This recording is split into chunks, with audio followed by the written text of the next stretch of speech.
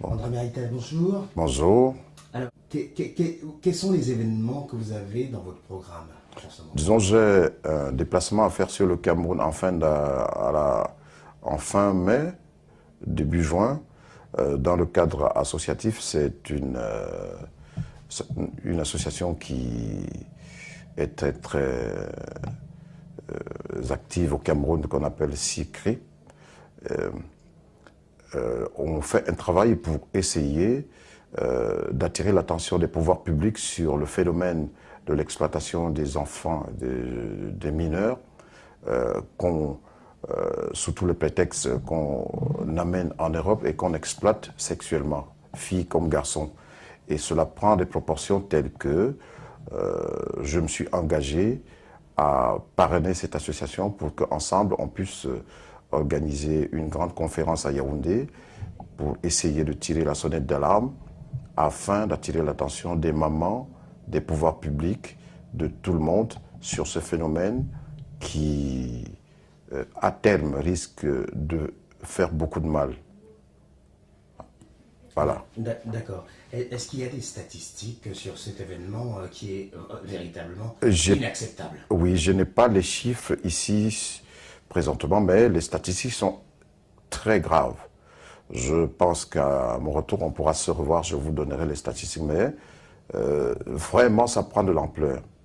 Je ne peux pas citer les noms, mais il y a des personnalités qui sont parties de l'Europe pour aller exploiter ces enfants dans les hôtels. Il y a eu d'ailleurs un reportage qui est passé, je crois, sur France 2 à l'époque. Et d'autre part,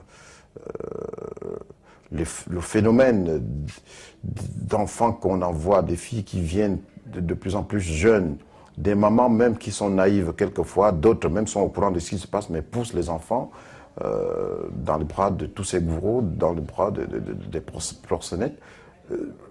C'est inadmissible et c'est inacceptable.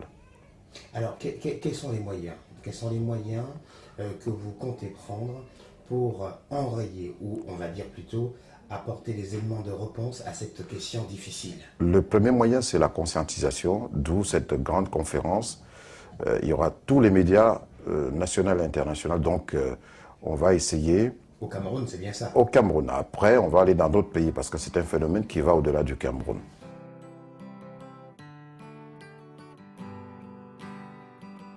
Ce marché de sexe qui prolifère, comment ça s'explique? Je ne sais pas, je sais que de tout le temps, on appelle cela le vieux métier du monde, mais ce qui nous embête, c'est les enfants qu'on mêle, des enfants qui n'ont pas atteint leur maturité, les enfants qui sont encore trop jeunes, de 14-15 ans. On peut expliquer le phénomène de deux manières, l'extrême pauvreté et la naïveté des mamans. Alors, aborder ce sujet aujourd'hui en Afrique, effectivement, c'est difficile et c'est tout à votre honneur.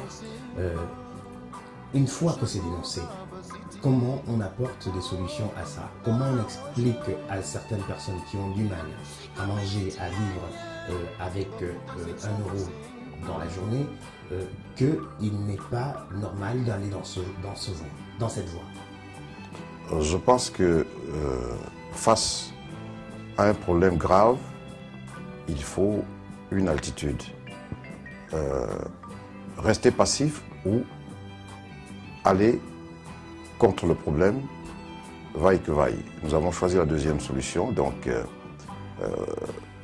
essayer d'apporter notre quote-part en décriant, en essayant de dire qu'il y a un mal qui ronge les enfants, il y a un danger qui guette tout le monde. Et si on ne fait rien, cela prendrait davantage de proportions.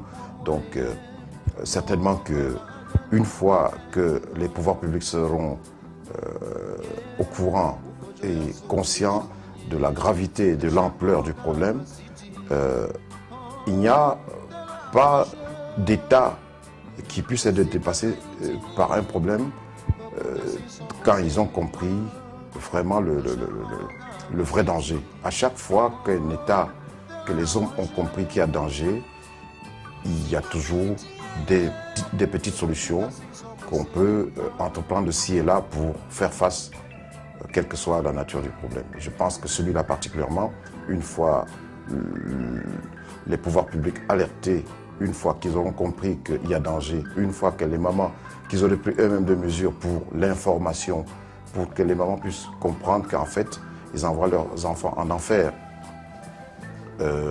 Certainement, avec le temps, on arrivera au moins à freiner, à défaut d'enrayer complètement ce phénomène. Je vous remercie. C'est moi.